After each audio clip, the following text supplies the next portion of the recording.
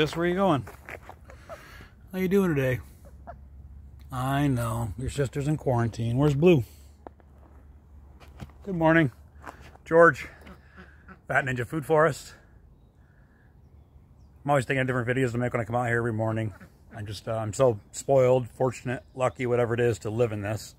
But I also want to promote it to others. I always make videos on how do I think this is a solution, or what do I think the solutions would be within this, or how do I see this saving the world, permaculture and food forest.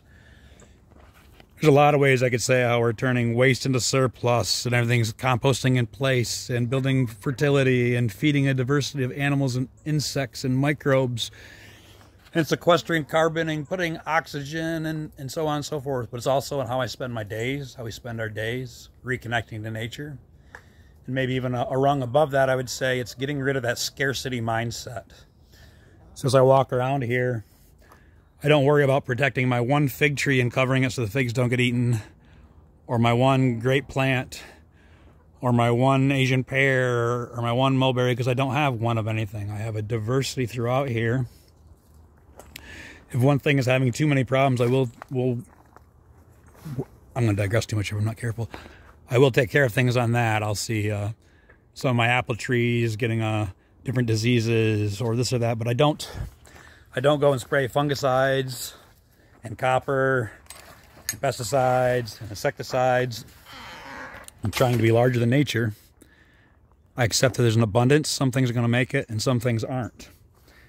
I accept the limitations of my property and what does well here. I'm going to make this video long and lose the people if I'm not careful, so I'm going to stop there. But you just see, I'm not a great annual gardener, but we have a shit ton of tomatoes, peppers, beans, peas, because the property is advanced like that. The soils have advanced like that. I just have to manage it. So how does this solution, I'll end here, how do I see permaculture as a solution? It takes us from seeing us as in charge of the world, as in charge of nature, to being a part of nature. Just one small little piece. I'm only one small little piece in all this happening.